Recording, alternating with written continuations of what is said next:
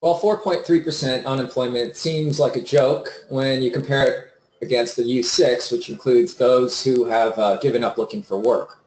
And based on U6 numbers, unemployment would be more up around 10%. But then, a lot of people have said that U6 is also a far cry from the actual rate of unemployment, which Shadow Statistics has cited as closer to 20%.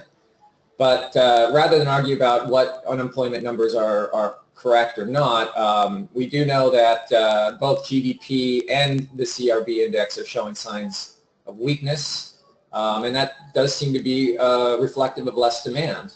Over in China, the nation had a crackdown on speculation and borrowing regarding commodities, and that was used as an excuse for the recent slumping commodity prices. But this crackdown is very recent, and the slump has been ongoing. So we know that these economic issues persist globally, and certainly economic shocks over in China can have a huge rippling effect across global markets. We saw what those economic scares in China did to U.S. markets back in August of 2015, and then repeated again in January of 2016, where the markets had material corrections. And there wasn't a whole lot of advance warning. So the point, once again, is not to get complacent just because U.S. markets are near or at new highs. You got to watch your stocks, as that is where the opportunity persists, regardless of the year, or regardless of the challenging nature of these markets, which have behaved in increasingly odd manners. And now we have the, we had Brexit last year, then we had the Frexit surprise, and then the elections, French elections are this weekend. And because you had a Brexit and a Trump surprise to the markets, which is an expression of the people's unsettled and unrested nature about status quo that they won't change. It's not completely absurd that Le Pen, who is the other French candidate, could win against all odds. Because, I mean, weren't Brexit and Trump against all odds as well? The question, I think, is culturally, do the French people, have they had enough? Do they want to see real change? If they want to see real change, then Le Pen would get voted in. But culturally, it's entirely possible that they are still okay with the way things are. But nevertheless, it's more important to focus on stocks rather than trying to guess these things is a near impossibility, as we've seen. And we've seen a number of stocks recently have low risk entry points.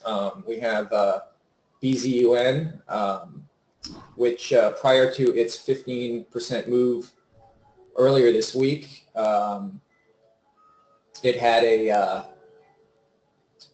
one of those low volume voodoo entry points, which we outlined in one of our updates. And then afterwards, after this nice move, it had a high volume reversal, and that's the point of no return to sell if you hadn't already sold into its 15% rise. In 2 days, a 15% move is something you pretty much want to take because that's the nature of the market we've been in, and that's a great time value. To get double digits. I mean, you might not hit it at the top. Who would? But you might get 11 or 12% in 2 days, and that's phenomenal. And then as this market tends to roll, BZUN then offered another entry point at its 10-day as it finished off its low volume pullback. And you mentioned, well, it's up another. Today it's up 10%. This is one of those stocks you call a wash, rinse, repeat stock. It just chops back and forth. You buy it when it's down at the moving averages, and then you sell it when it runs up, and you wash, rinse, and repeat. So a pretty interesting maneuver, though. But it's a funky stock, though. I mean, are you going to hold it for the long term? Well, in this kind of market, I know there are members who prefer to use a 50-day and use the 7-week rule, which is, that's okay, except, the odds are increasingly against you because the number of stocks that, that are like Nvidia's are so far and few between. And that's why on a time value basis in this market environment, you're going to garner more profit by doing this, wash, rinse, repeat type of trading. But I understand, a lot of people do not have the time to sit and watch so carefully. So, using the 50-day and the 7-week rule tend to work better for them. And I mean, that's not not every stock has to be an Nvidia. You have some slower movers that have obeyed the 50-day, and you're going to get some gain out of them by utilizing the slower selling approach. And as long as you keep your risks in check, which is really the first and second and third most important rule when it comes to investing, you're going to do okay. You just might not have as much upside. But again, let the upside take care of itself, whether it's slow or fast. But always watch your downside like a hawk, and that's that's the essential rule to staying in the game. We also have a couple other names worth mentioning, like TTD. That earlier today it pulled back to its 50-day on lower volume. Could I point something out here? Yeah. And I just thought I'd use this as an example of how you have to think in terms of what I call the ugly duckling. When things, obviously when you have a big move like you had, let's just kind of make this a little easier to see. You had an IPO base in here, and it opens, comes public here. You have a nice base. It sets up. We were talking about this back earlier in the year that this thing is something you want to buy on pullbacks, and if you're getting into it along the 50-day line, that's the spot to be taking shares. And then it breaks out, and you have this massive run-up. What was that, like a 50, more than that, right? What was that? Like a little over 50%. Yeah, so you get a 50% run in about 3 weeks. We're talking 65%. Yeah, so you're gonna sell into that at some point, and then you can hang back and see if what stock does. And so within the context of this big move, this pullback doesn't look necessarily bad, and it probably needs to form a base after running up 50%, especially in this market. And so you watch it as it's rounding out, and I'm always looking out for these sorts of situations because some of the best moves occur off the lows of bases if you catch them earlier as they're starting to turn, but you kind of have to lay back and let it do its thing. And notice how it violates the 50-day moving average right here. So again, you get this whole 50-day moving average violation and fake out, and the thing just turns around and goes higher from there. But we talked about it over the last couple of weekends in the focus list review, and how it could be setting up in the bottom of a base, and it's turning out to be the case because now you have a pocket pivot yesterday. The only thing standing in its way is going to be the earnings report next week. So we'll see what happens with that. But for now, if you bought it off of there, you get a nice little 10% pop from there, and now you could sell into it into earnings, or you could lay back with a small position and see what you want to do. So, anyways, all right, go ahead. Yeah. At any rate, it's illustrative. Also, when TTD moved through the 50-day yesterday, you might have missed it, and you don't want to buy where it's at that level, closing level. So today offered you a renewed entry point at the 50-day as it pulled in on lower volume. Facebook's another one that's offering an entry point as it pulls back to its 10-day here, and BABA, the Chinese stock juggernaut, BABA is, which is the Chinese Amazon, valued at close to $300 billion now. That is moving under its 10-day, but keep in mind that is the nature of the stock. It tends to move in a relatively slower but concerted fashion, and tends to obey the 20-day over the 10-day.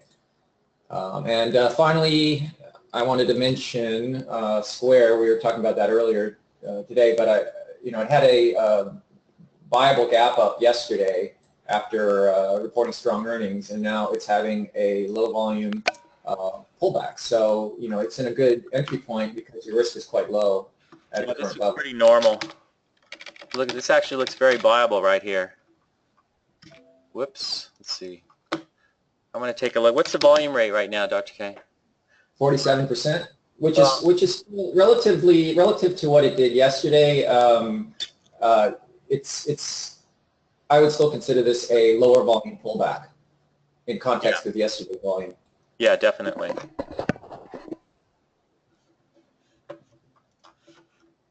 Another one I thought is interesting here. I was looking for this yesterday. Is Tesla on the undercut and rally. You guys all see that one?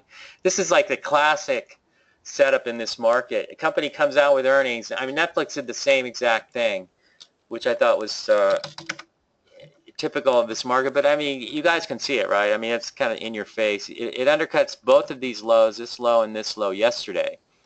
And if anybody's following me on Twitter, I was talking about this early in the day that it might do that, and sure enough, you get it. But you know, it seems to me like the stock is probably viable now using the 20-day moving average exponential at 304.01 as your stop. So you know that it looks like you're just getting an undercut and rally. And the other thing is you have so many shorts in this thing that if they don't start getting some love in this soon, they're all going to have to scramble and cover again, and this thing goes off to new highs. So basically what you have is the Livermore century mark rule is really still in effect based on the fact that it regained the $300 level and using the ugly duckling setup that we all know and love, the undercut and rally, also known as the white coffee and spring, or a variation on the white coffee and spring, or Wyckoff spring rather. You know, there you go. You got it in your face. So that looks like it could just turn and go higher. So at this point, if you get any little pullback intraday down to say 304, 303, I probably would take it. But I think you had to jump on it yesterday on the, well, this morning you could have done it on the undercut and rally because it did. Where did it close? You closed yesterday at... It was at 295.46. So, you know. Yeah, 295. So you're above, let's see, this low is 295.30 and this low is 294.10. So yeah, you closed just above those two lows. So there you had it. You were right in position there. So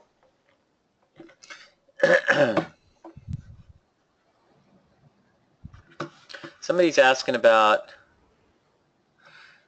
WDC. You know, this is one that I was talking about on Gilmore Report, so not really relevant to the VoSI discussion, but it's just a breakout. It pulls back to the 10-day line. And you're asking me, bought WDC Monday 86.31, current stop 85.54 makes sense.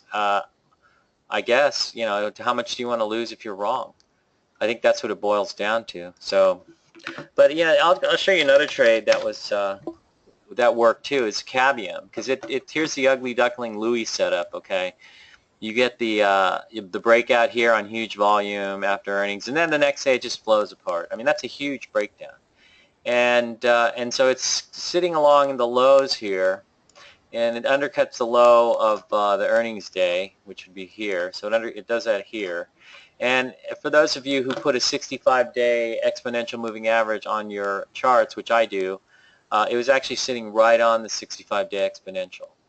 So it's right there, and it could have been bought using that as your stop, and now the stock is above the 50-day line, so you're sitting at the 50-day line, so it's back into a viable position in my view.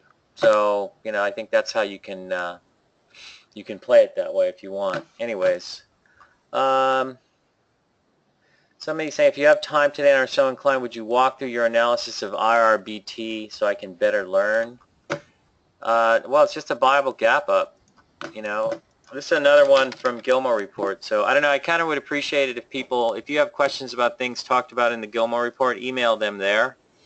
I mean, this is pretty simple. You got a viable gap up, the stock's holding very tight. So when you see the ranges tightening up and the price action tightening up, in my view, that's a spot to be buying the stock. And basically you can use the low, like after this day here, okay, you can establish this low here, which is, what is that at, Dr. K? It's at 78.11, so you're trading at, you know, what's here, 79. You could use 78, because I would use this low as my stop, mainly because this is too far down if you're doing it down there. So, you know, that's how, and I like to keep things tight. So, and now it's moving higher. So all I know is we have one of these that lives in our house, and it is like the thing lives in our house because I'll hear it whirring around down the hallway, or sometimes my wife turns it loose in my office area here, and it's running around underfoot. So it's like having a little, either a little kid or a sort of pet, I don't know. But in any case, they have that, and they have the Brava, which is a robotic mopper, which is pretty cool, I think. So I don't know. I'm hoping they come up with one that makes martinis, frankly, but I'm not holding my breath. Anyways, there's another one that's been doing well that we put on this past week, and we haven't been adding too many stocks, but we try to go with quality over quantity.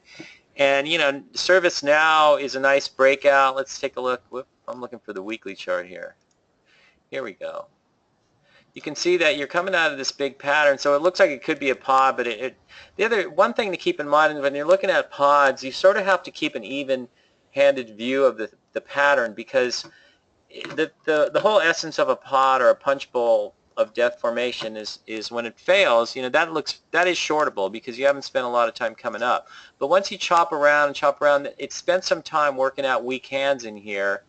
I'm going to color this all in this area, and now it's clearing. So now it might actually have a shot at working. So you have to be open to that.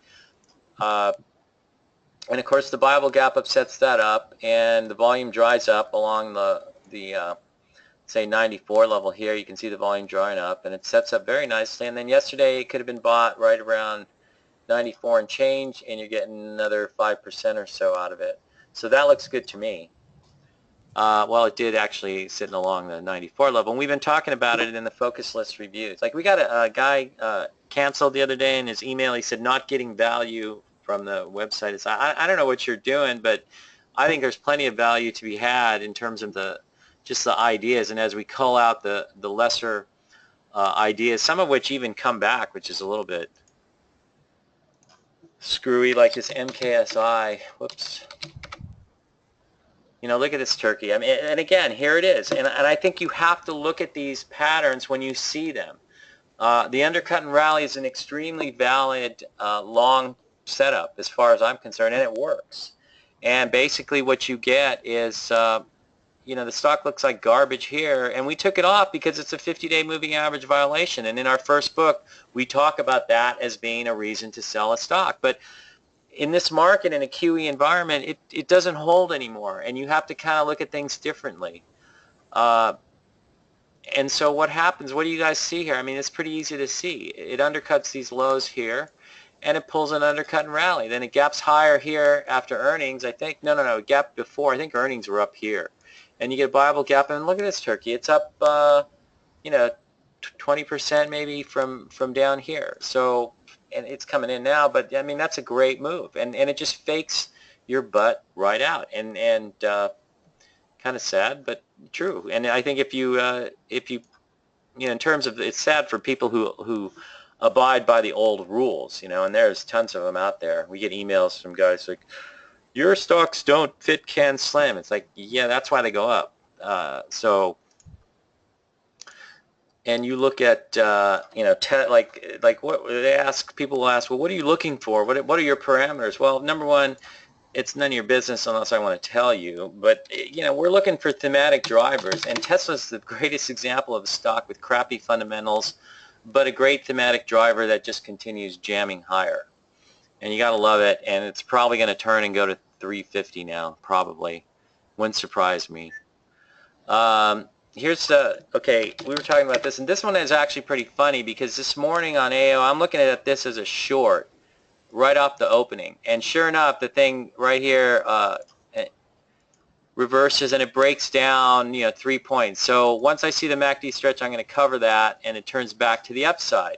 Now, the mistake here is not going long the stock once you got the 620 buy signal. But look at this thing now. You know, they announced earnings, but they had already pre-announced earnings a while ago, and so no big secret as far as what they did in terms of beating earnings. But now it's a big pocket pivot, and it's probably going higher. I also notice in the group, go with the best stocks in the group. Juniper is doing pretty well.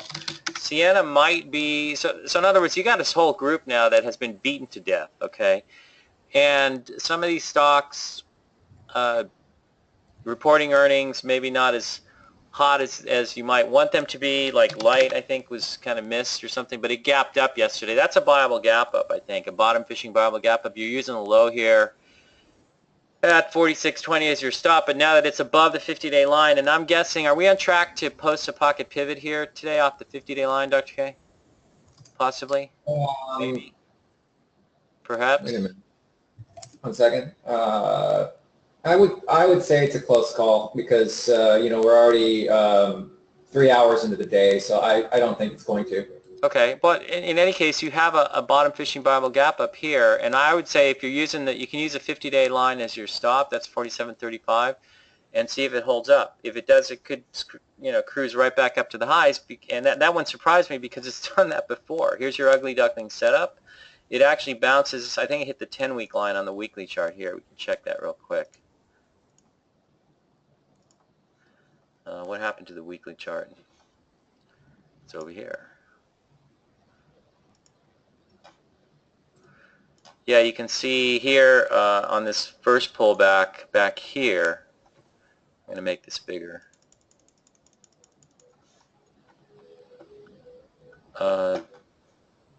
Hit the 50-day here, right on top. Notice how it pulled back to the top of this base breakout here. How did my pen get thinner? I must have, oh, here we go. Let's make it thicker. I like it. Okay, that's better. You can see it came back to the top here, hit the 10-week line here, and now you're testing the 40-week line, and now you're coming out. So here's a classic ugly duckling type setup. Your reference for a stop is pretty tight at the 50-day line, and you can take it from there. So I've got a little bit of this thing off the 50-day line here as it comes up, and we'll see how it goes. And I kind of like these setups better than chasing, I don't know, Netflix. Is Netflix something I want to go after here? I mean, it's up, but it's really only up, 3 or 4% or something like that. What is it up? If you figure the breakout point is 148.22 or 156, what are you up? 5%? 4%? Yeah, nothing really to write home about, so it doesn't really thrill me. Anyways, but there was some piece I saw today from, I think, Citigroup covering the top buyouts for Apple, and of course the thesis is that Apple won't buy any of these companies out until they get the money, the $265 billion I think they have overseas. I was reading they have more foreign reserves than the United Kingdom and Canada combined, so they're like a small country all alone. But in any case, this is one they would buy. I think Activision was another one they talked about. These guys came out with earnings today. It's kind of reversing. It's nowhere in a buy position. And I'm trying to remember what the other ones were. Hulu. Is Hulu out there? Where is Hulu? Are they public? I thought they were public at one time. I guess not. Who owns them? Somebody bought, but so how can Apple buy? I don't know. But anyways, let's look at Apple real quick. Apple's going higher.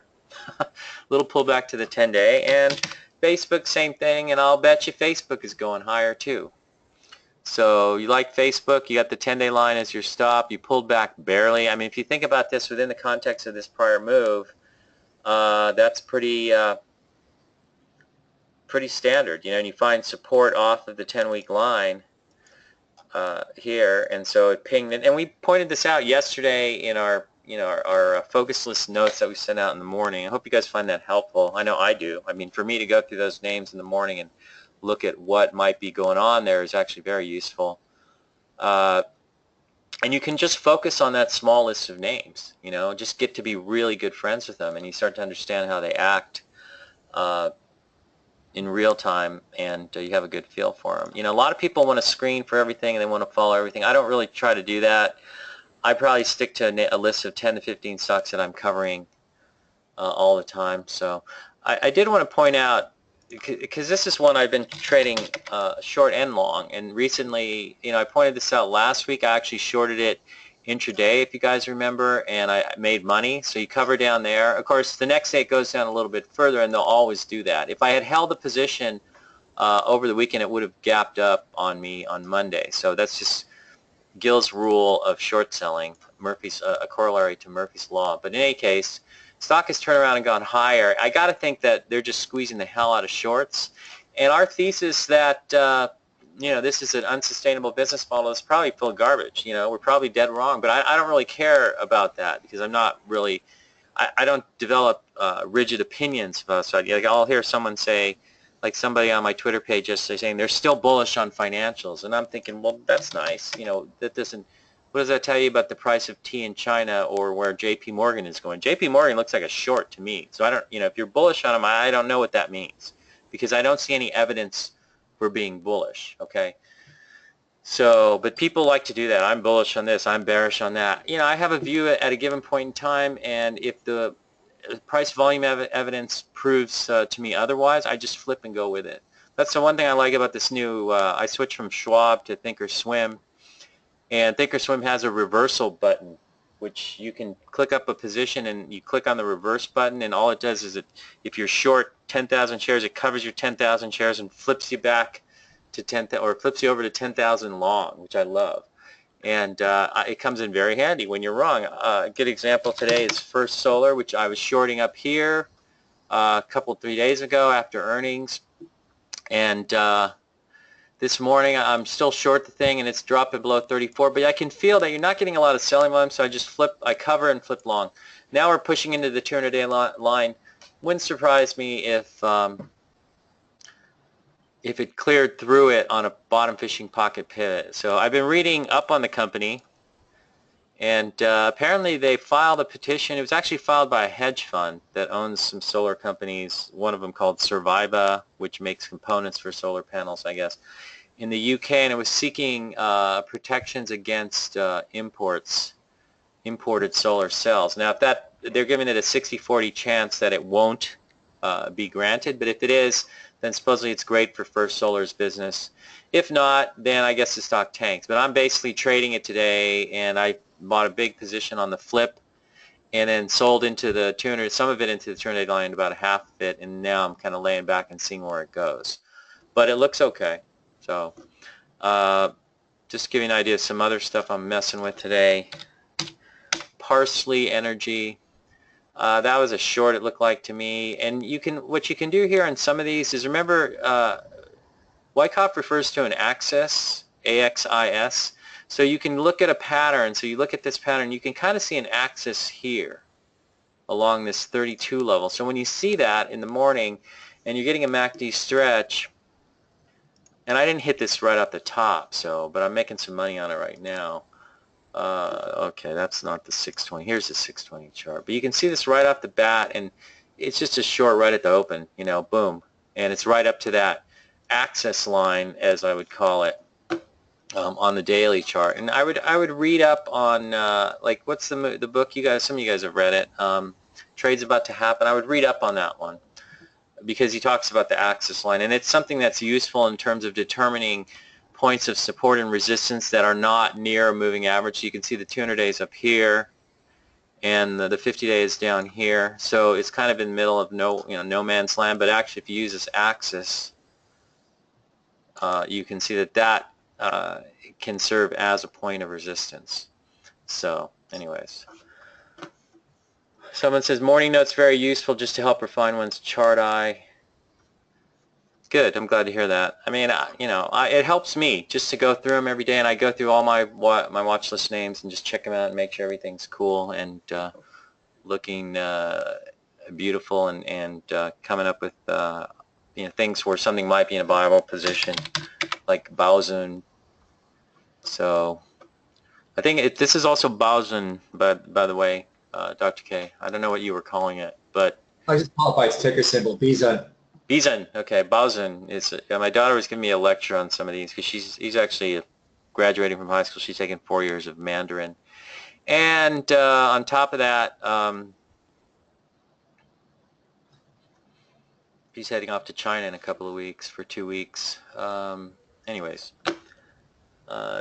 focus list in the morning is really helpful with the addition of review of some of focus list stocks. Yeah, I mean, we basically pick on something, or we look at stocks that we think are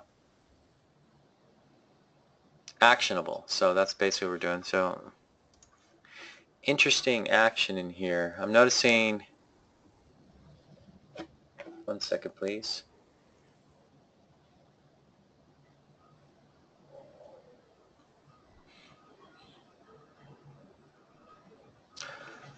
Okay.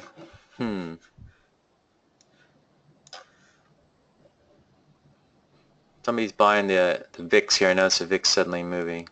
I keep an eye on the UVXY. So you know that the French elections are going to be this weekend. So maybe, just maybe, something's going to shake out there, but we'll find out, won't we? I don't know. What are the odds of Marie Le Pen winning? Pretty slim and none, or? Pretty slim at this point, which is why everything had that, the VIX had that one time, I think it was its worst day, one of its worst days in its long history on April 24th because of that, because Le Pen doesn't look like she's going to win. And again, we could have a surprise once again, for the third time. First it was Brexit, then it was Trump, and the French elections obviously are very critical, and the reason being, for anyone who doesn't already know, is that if Le Pen is voted in, she's already promised to conduct a referendum vote as to whether France should stay in the EU. Now, that kind of a vote, that kind of situation, if France were to leave, would probably be it is the last nail in the coffin for the EU. It really, I don't think, can continue along the way it is with French and the UK having left. So, that obviously would be temporarily destabilizing to world markets. And they are very concerned that, the thing about the EU is that its days are still numbered, whether we have a Frexit or not. But, of course, markets, want stability and status quo. And so as long as the perception is the EU will remain intact, then it's not an issue to the markets. Right. Well, I guess we'll see. But I think, if you're really nervous, you could buy few thousand shares of the UVXY or something. Of course, if you do that, it won't go up. It'll end up gapping down like it did on the 24th after the preliminary elections. In any case, how about a competitor for now, newer, NEWR? Well, I don't know. Just because it's a competitor doesn't mean I want to buy it, but how about it? That's the pattern. I don't know. It looks okay. But, what do you want me to tell you? That you need New Relic? I don't know. Trades 371,000 shares a day. I prefer now. It's moving. It's a bigger stock. It trades 1.4 million. So when in doubt, go with size. Size matters when it comes to stocks, because a little dinky stock like this newer, it's obviously with 300,000 shares, the only people trafficking in this thing are small cap funds. So I wouldn't really. I would. And the other one is the other thing is which one is moving. Which one is money moving into? Now, this newer is like, slowly trundling higher. They probably have earnings pretty soon. I don't know. Let me check that. On 5.9, so I'm not going to touch it with a 10-foot pole, whereas now is one you can buy now because, or you could have bought it now. I don't know. It's heading for the 100 level. Probably good for a trade here up to that, and then see if it can clear it. Then you got a Livermore Century Mark buy rule situation. So somebody's buying. Oh, it's Scotty. What are you bragging about SWR today? Are you long this thing, Scotty? You must be. Otherwise, you wouldn't be bragging about it. But yeah, there you go. That's on earnings. It gapped up to opened up at 28.40, pulled back and undercut the 50 line, faked everyone out, and turned and went higher. So that looks good. These stocks are really volatile. I don't know if you guys have noticed, but a lot of stocks just fly all over the place on an intraday basis. And it's tough sometimes because you see the market, the indexes drop 100 points on the Dow, and everything's accelerating to the downside. You begin to think, uh-oh, we're going to get a sell-off here. And then you don't. Everything stops and turns around and goes back up. So let's see. Wicks on this pullback question mark. Why do you have to ask? I don't know. Am I going to buy this? The volume is drying up, it looks like, on the pullback, but I'd let it go to the 50-day. And for all you know, it's topped, This is what the stock looks like on a weekly chart, so it may need to pull in and build a base. So that's the thing. People get all excited about short-term strength, or they see something that's going up, and as soon as it pulls back, they want to jump all over it. Let it settle out. If you think about this for a second, and there's so many other stocks in the market that I think look good. just let it settle out somewhere and give it some time. 1 week down off the peak probably isn't enough time after a big move to the upside. So just let it kind of chill out, you know. So that's what I would recommend doing. Anyways, Yeah, and also on this stock, I mean, it tends to be its nature. It tends to have these sharp moves and then pullbacks, and it's just kind of part of its rhythm. And you know, it pulled back almost to the 50-day a couple of weeks ago, and it looks like it could very well do the same. So keep your alerts on it. Meanwhile, if it doesn't go to the 50-day but just gets tight in here, maybe we get a volume dry up, which then also makes it viable. right. Keeping in mind that the fundamental story of this, it's a leader in its space, and it's capitalizing on the revolution of individuals going online and starting businesses. And that's a huge wave that's coming at us. So that explains why their forward estimates on earnings are as huge as they are. We're talking 189% for this year and then 210% for 2018. They're huge. Yeah, so, you know, look at the pattern, too, is this thing tends to, if you look at this, it may come in and find support probably at the 10-week line. I don't know. Now, watch, it'll turn around and go higher, but you got to figure out if you want to buy it here, where are you going to put your stop? That's really, but if you're asking me, do I have a crystal ball and I can tell you that you need to buy it here and it's going to turn around, then you're kind of a dork. Okay, so I'm not saying you're a dork, but if you think that I have a crystal ball and I can tell you, buy wicks on the pullback, well, you know, let's be a little more concrete than that. Okay, let's start with the 620 chart. Okay, what do you see here? Well, you know, maybe you could buy it here because you're getting an undercut of the prior low and it's trying to turn back above as your volume is picking up on the 5-minute chart.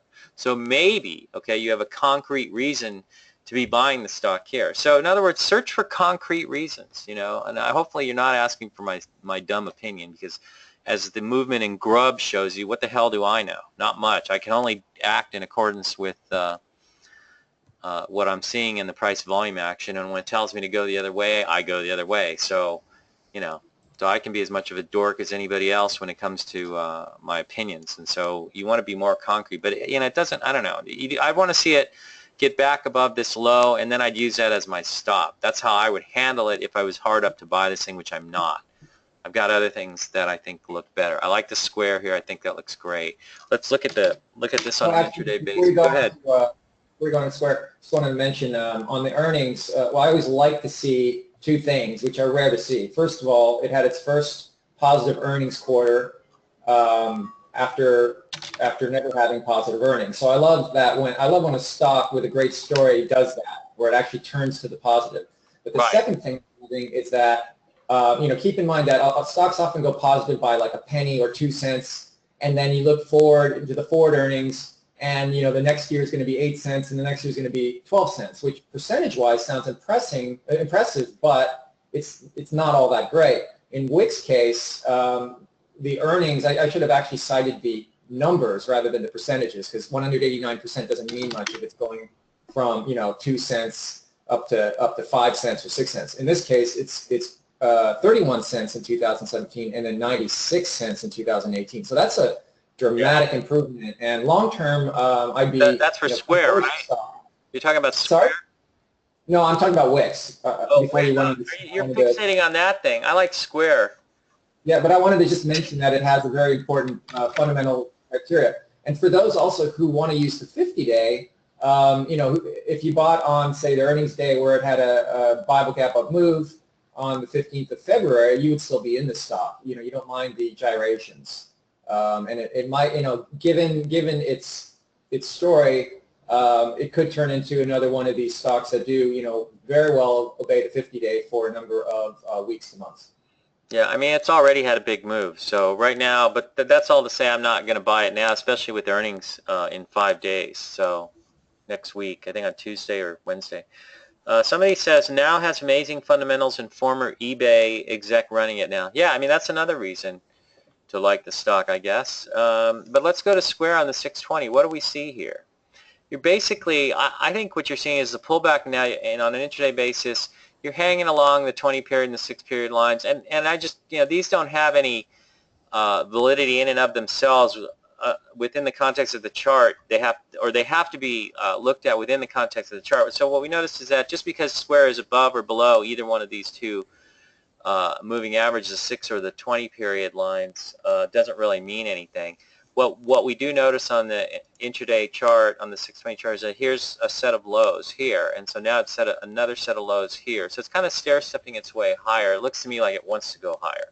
So the volume also on the 620 chart is drying up. So, you know, what we know here is that it had a viable gap up yesterday. It had a huge move, and now it is coming back in. The low today is, I'm sorry, the low yesterday was 19.18. So you're buying in here at 58 cents, you know, 18 cents, what is that, 40 cents lower. That's, you know, pretty doable. So I think you could be taking shares here using 19.18 as your stop. So anyways, Nvidia short. Scott, you answered your own question. No, it's just an ugly duckling. It very well may be. I mean, what's the volume rate today, Dr. K, on Nvidia? Minus 60%. Yeah, so this turkey's drying up along the 50-day line, and earnings come out next Tuesday, I think it is. So Gilmo says, don't do anything here. Don't buy it. Don't short it. And for all you know, this thing's going to come out of here and break out again. So, and it would not surprise me if it did, to tell you the honest truth. In fact, I'll bet you, how much you want to bet it does? They're going to, I mean, everybody's shorting the stock. What do we have on short interest on this turkey now? 1.7 days, but it trades, so that's like almost 28 million shares, something like that. So, you know, it's got some short interest in it that might drive it higher, but you know, the bad news is in the stock, and it's had some time. If we look at the weekly chart, if I can remember where I put it, here we go. You know, it had a huge move, and again, you know, this is why you go back to this Wix thing, and yeah, it's a great fundamental company, or it's a great company based on fundamentals, but the bottom line is that it's had a big move, and maybe it needs some time to base. So that's when I'm more interested in watching to see if a stock bases. So what do you have going on here? You can see that Nvidia's gotten hit with some volume selling, and that makes sense, you know, after it's had such a big run. But now you've got one wave off the peak, two, and either you get a third one that bounces off the 40-week line, so you might watch for that after earnings if that occurs, and then it becomes viable on a big undercut and rally type situation, or it gaps up or breaks out, and that might set it up next week. So I think that's probably one that we want to be watching closely next week. So, but I'm not going to short it.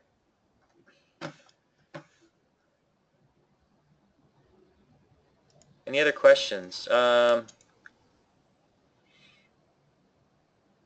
know, I just want to make a general observation on Nvidia, that when you have a stock that has a big move like it did, and then it has topping action like it did, but it starts to get more constructive. In other words, stocks that have big moves and top usually go very volatile and deconstructive. They don't get tighter. They just, you know, that's it. That's it for them. And this has been shown time and time again through so many of these types of names over the decades. But Nvidia, on the other hand, is, well, it's not as constructive as I'd like to see, but it's certainly not deconstructing. It's not blowing up. And it looks like it might be, it's definitely trying to form some sort of a base that is quite irregular for a stock that really would have had a major top. Major tops don't lead to this kind of action.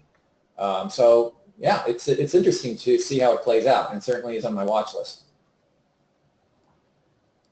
Okay.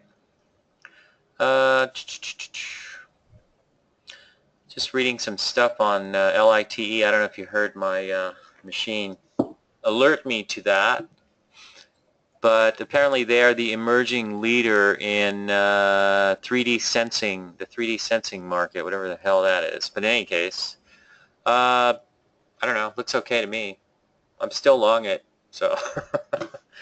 Anyways, but you know, some of these other, okay, so let's get back to more of this ugly duckling stuff, okay? I love ugly duckling stuff. in this market, it's some of the best moves occur on ugly duckling moves. But I want to go through some of these others. What were some? Well, we know applied opto is off and running again, so that's you could be considered a breakout. So you'd be watching for a pullback there, and we could put it on the focus list if you wanted to, Dr. K. So sorry, which one is that? Applied opto. I mean, if you want to. I know you wanted to put it on as a viable gap up, but I was looking at it as a short, and it's coming down 3 points at the time. You should have done it on the turn, I think, but whatever. If it's going higher, it's going a lot higher from here. So.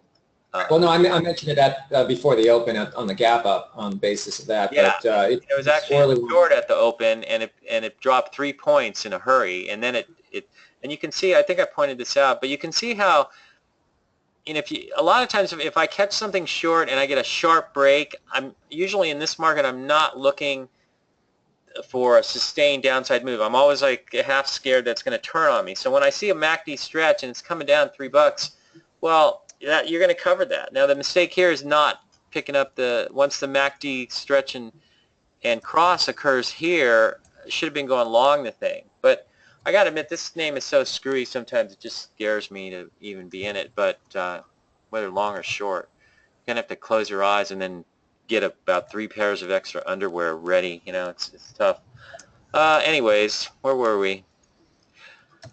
Next week, we have what? Baba is, no, that's in 2 weeks. That one, or is it next week? I forget. What week is this? Oh yeah, it's the first week of May. Okay, yeah, so in 2 weeks, I guess, Baba reports earnings. Yeah, May 18th.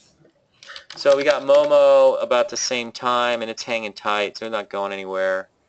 Let's see, what's another hottie in this group among the Chinese names? That's nice. Looks like my keyboard has crumbs in it. I don't know. One of the things, sometimes my teenage daughter likes to do her homework at my desk, and she likes to eat at my desk, which ticks me off, but she does it anyways. Anybody who has teenage kids knows how this works. They don't care what you think, and they're going to do what they want to do. So anyways, a lot of times she'll be eating at my desk, and next day I see crumbs in my keyboard. Crumbs in the keyboard. Let's see. Look at this grub. It's still going higher. iRobot, still going higher. How about this one? Vertex. Vertex had a big move. They got some big drugs happening. It's pulling in. It's starting to undercut some lows. Keep an eye on this one. Decent fundamentals. What's your take on this thing, Dr. K? Do you have an opinion? What's your view? I'm in the middle of 2 things right now. Well, I'm so in the you're middle asking of kind of a webinar. It's actually has to do with 2 things you pointed out earlier that I wanted to discuss, but I need to look into it a little more in depth. But no, what do you want to know about Vertex? It's a biotech, and it had a gap up, and reported earnings. It looks like the market's digesting it. The pullback to the 20-day, volume right now is 0%. So it's going to be a little bit higher at this rate than yesterday's pullback volume. So that's not ideal. They make small molecule drug treatments. I like that term, small molecules. I think, I have an idea for a line of plush toys that are small molecules. Wouldn't that be cool? Like you have a small water molecule. Yeah. You put little eyeballs on it. We should work on that one. That might be a nice business idea. Hurry up and if we Google for it, it might be out there already. I think I've thought of weird things like that, or also oversized. Normal objects that are like 10 times bigger, but they there's places out there that I think are capitalizing on that. But anyway, on Vertex, the earnings are very robust, very impressive, and so keep an eye on this one. But if you want to buy it here, your risk is really limited to the downside. Low of today, probably.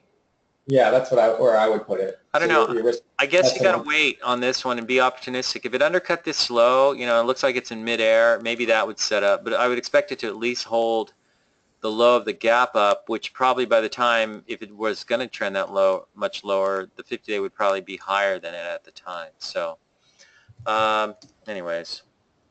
Okay, where were we? But that's another random idea. All of the big stock NASDAQ names seem to be acting okay, except for Baidu, which sucks. And but I would point out it's in an ugly duckling position right at the 50-day line. So boom, here's earnings came out here, a gap down, now it's down here. What's your volume rate looking like, Dr. K? I think I've got that one, it's minus 20%. so it's drying up here as it pulls in.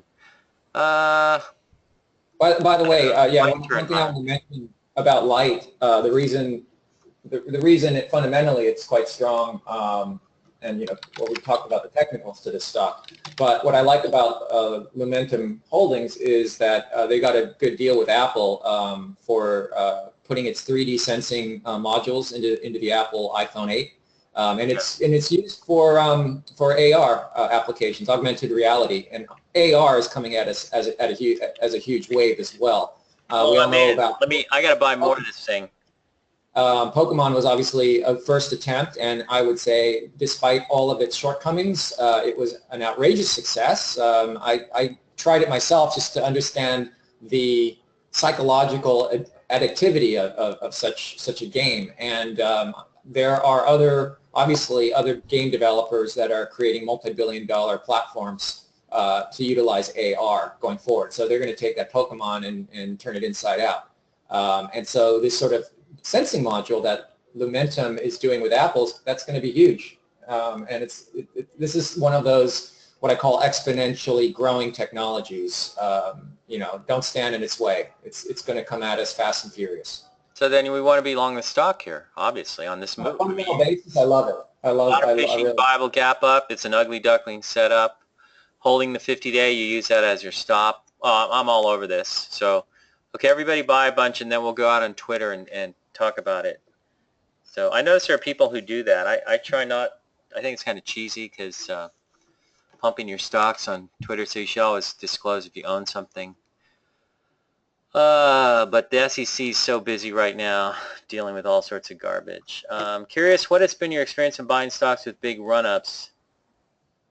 Do you make money past that? Fine. I don't. You know what? There's this whole idea that you're going to come up with some answer to a question based on statistics. So it's like, well, 68% of the time when I buy a stock that's up 50% or more, it wets its pants. I don't know. It's like I don't look at stuff like that. To me, that's for bozos. Okay. Like somebody was asking us, what are the statistics on century mark breakouts? And it's like, well, what we know from a century mark breakout is that if a stock clears a century mark, it has a reasonable shot at going a lot higher. And if 1 out of 3 of them works and you get a big gain out of it, that's all I need to know. And remember also that Livermore, I'm kind of digressing a bit, but it does point out this whole example or explain this example. Someone's talking about it in terms of statistics regarding buying stocks that are up 50% or more. Livermore's century mark rule was a two-sided rule. He would use it to short just as quickly as he would use it to buy stocks, depending on what the stock did at the particular century mark in question. So he wasn't worried about the statistical rate of success for a particular pattern. So I don't think you need to worry about the statistical rate of success in buying stocks that are up 50%. Some might work, some might not, but the only thing you can go on is a specific price volume action at the time that you're looking to buy the stock. And that's all I would operate on the basis of. I would not sit there and go, well, this stock is up 50%. Am I gonna buy it here? No, it's up 50%, and I know that 62% of all stocks that are up 50% don't go any higher. How do you know you don't catch the one that does and it goes a lot higher? Think I was like think about 1999. People want to know. I remember these guys that we knew once, and I used to give them such a bad time because I thought it was the dumbest thing to be wasting their time on. They were trying to find the optimal follow-through day, so they were going to find all the statistics that told you that a particular follow-through day was an optimal follow-through day. It's like, you're on drugs. You're searching for, you're like Don Quixote, chasing windmills. Basically, if you go back, and I'm going to use this example every time I hear something stupid like that somebody's going to find the most optimal follow-through day. A follow-through day is a follow-through day, okay? On October 27th, 1999, I was up 32% for the year. We got a follow-through day. I didn't know if it was optimal, suboptimal, quasi-optimal, or over-optimal. Nobody stopped to think about that. We just took positions. 2 months later, I was up 1,001%. So if I sat back trying to figure out whether a particular follow-through day is optimal based on, the angle of the sun, whether Mercury and Jupiter are in retrograde, or the moon is in the seventh house, it's all BS. So, if I told you some statistical number of stocks, some percentage number rather of stocks that are up 50% and I buy them, what's my experience? Like, I don't care. It's kind of pointless. And so I would urge you, if you think that way, you're thinking the wrong way. You never know when you're going to catch that one time, that outlier with that results in huge gains to the upside. And that's really what you're playing for. So whether a stock is up 50% or not doesn't really matter. So Tesla is a good example. Stock is up 50% from where it was in January when it first had these bottom fishing pocket pivots here and then a couple here. And we were talking about this at the time on the webinars. So I always love the idiot who tells me or tells us they don't find any value in the webinars or the website. Well, you're not paying attention. And you're probably not smart enough to make use of the information anyways. I mean, I got to tell you guys, in all honesty, doing websites now, we've been doing this one for 7 years and Gilmore Report now for 9 years. What I've really discovered is that most people are too freaking stupid to invest. Okay? They just are. And I'm not saying that they're stupid people, but the way they look at it, their emotions, their psychological profile, whatever, is not suited to investing, and they do a lot of dumb things as a result of that. And there are some people that are actually well suited to investing, and I know a lot of really good traders. Some of you guys are listening, and some of you I'd even say you're better than I am. So, and that doesn't bother me because I can still make a lot of money, even though some other people might be better traders than me. That's really the objective, right? So, there's all these weird ideas people have in their head, and I think IBD and Can Slim Munch over there, and O'Neill's gone now, so he's not there anymore. And I think Mike Webster might have just left. And I know Lee Freestone took off, and he was all ticked off and thought the organization was going down the poop hole. They try to feed you on this idea that this pattern has a success rate of 70%. Who cares? That tells you zero. What you need to know is whether a particular pattern or setup has a potential to yield a big gain, and then you're playing it for that. It's binary to me. Either it works or it doesn't. Whether it has 60% of these patterns before worked versus the 40% that didn't doesn't really matter to me. So anyways, I just thought I'd digress on that. Well, yeah, I mean, we mentioned that percent success rate is the least important statistic. Bernard Baruch said that 100 years ago. It's all how you handle the trade, and we've had it. I've cited actual experience with 1997 being my worst success rate year of less than 20%, but I was still up over 100% because that all it matters is how you handle the trade. What is your Sekoda talks about your position sizing is critical. These are far more important statistics than any sort of win-loss ratio. In fact, I don't even think I've ever heard that come out of his mouth. Yeah, and a lot of people fixate on that kind of baloney. But, I think a lot of the garbage out there feeds that whole myth, Anyway. Yeah, tons of misinformation. Square's moving up a little bit. So I think we should put Lumentum on our focus list. Yeah, I agree. So set that puppy up, fire it out. You guys all get to it first. So everybody buy it now, and then when the email goes out, it's always good for another 3 points, right? Now, actually, sometimes I notice we'll send out an email and it goes down. Oh, it's 10:02. We got started a little bit late. Do we have any other questions? Twitter. How about Twitter? This is, if you guys follow me on Twitter, ironically, last week I said this is a bottom fishing viable gap up. Even though it closes at the low of the day, if it holds that low, it's still valid. So the next day, on Thursday I believe that is, it held and then it turned and went higher. And then Mark Cuban said that he's buying it and went higher again and again. And you get a pocket pivot, you actually get one, let me clean this up so you guys can see it. You get one here and one here at the 200-day line, and it's going higher. And it's not looking back.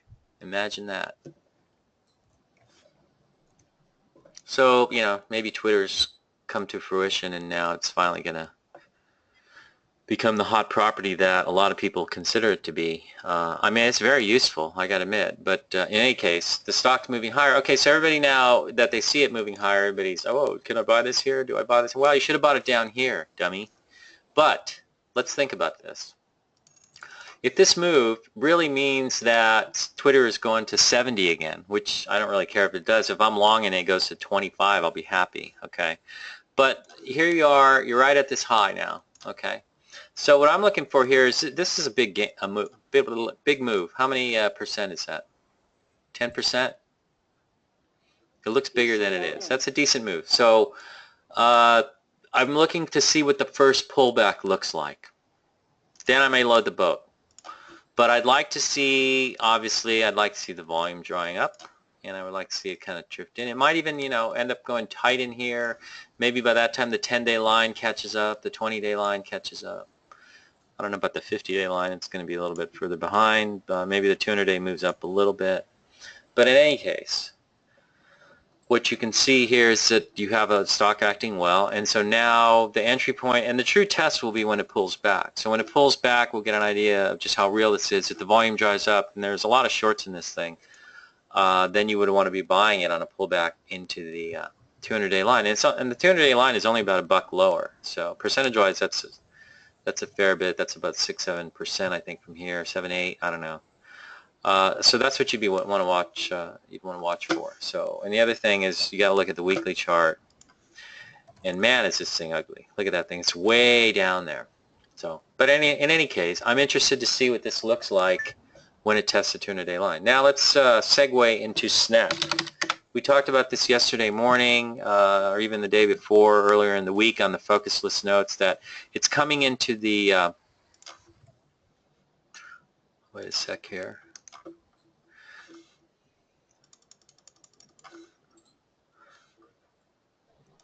Coming into the 10-day and the 20-day line here as volume dries up. And actually 3 days ago, that was the lightest volume in this entire pattern, which I thought was very fascinating.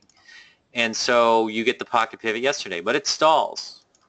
And probably because you get some selling going into the earnings report next Wednesday. And today it stabilizes. You're getting, you know, I don't know how you want to draw this. I draw it this way, I guess. You did get a trend line break. It kind of failed on or held right at the trend line if you draw a declining tops trend line. If you draw it from here, though, it actually held. So you know, there's a lot of ways you can, if you have a particular bent, you can satisfy that by drawing, you know, saying to yourself, well, you know, it didn't quite make it here on the, you know, it fell just short of the trend line breakout, but if I draw it from up here, it actually cleared the trend line breakout. So whatever you want, but the bottom line is that it's a pocket pivot here. Now, the big question is, do you buy it ahead of earnings? Dr. K, do you buy it ahead of earnings? Yes or no? Not in this market. No.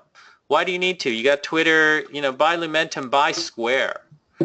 I wouldn't be surprised if somebody buys them out eventually, but I like Square, and I like this pullback. So anyways, let's see. Somebody's got some comments here, I see.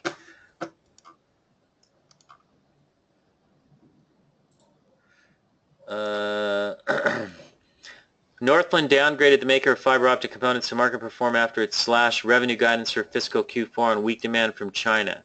Tim Savageau, a Northland analyst, set a price target of 50. Even if Lumentum wins orders for 3D sensors from smartphone makers such as Apple, Savageau says weakening demand for China is a worry for Lumentum. Okay, well, you know, all I would say is I don't really care what a stupid analyst thinks. Show me the money by showing me the price volume action. And right now the price volume action tells me buy the stock. If it fails, it fails. But right now that's what the price volume action. Now, what I do, rather than working from the analyst comments, which if you pay attention to analysts is, you know, the word of God telling you whether you should buy a stock or not, then I think you are stupid. And I would put you in the category of more stupid investors that I've met over the years or run into. But I want to look at the fundamental or the technical action first. The fundamentals become secondary. So if I can see a strong fundamental basis for buying a stock, which always comes first, or technical basis rather, technical, not fundamental. I feel like Donald Trump here, but if I have a strong technical basis for buying a stock, I will take the shot, and if I can find a fundamental rationale for it, then I may go that may help, because if you think about this, okay, so this analyst thinks that China is a problem. Maybe it is. But if the theme of them being involved with the Apple iPhone 8 is what captures investors' imaginations, and you can think about Tesla as a good example as well, because a lot of people like to short it. Yesterday, who was that idiot? Einhorn has been shorting it.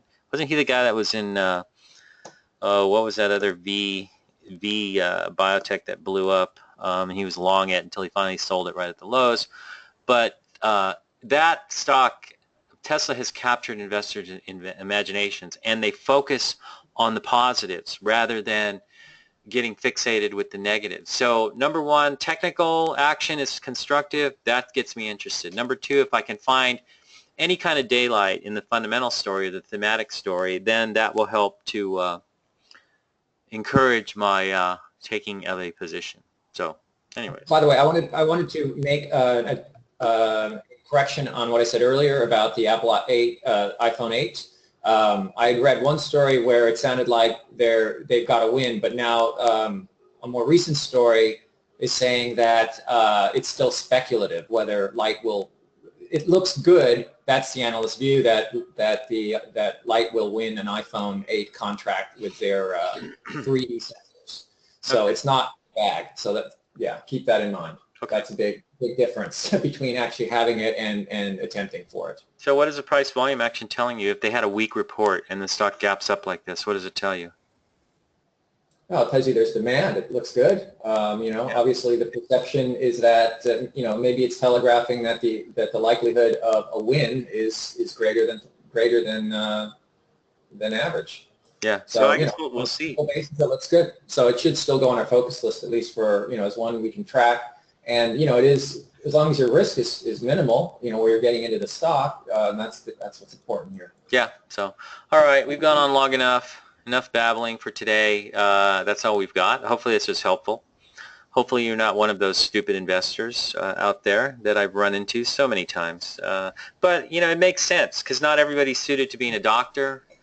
Not everybody's suited to being a professional athlete for obvious reasons. And that's the way it is. Anyways, thanks for showing up, you guys. We'll catch you next time. Have a great weekend. Take care. So long, everyone.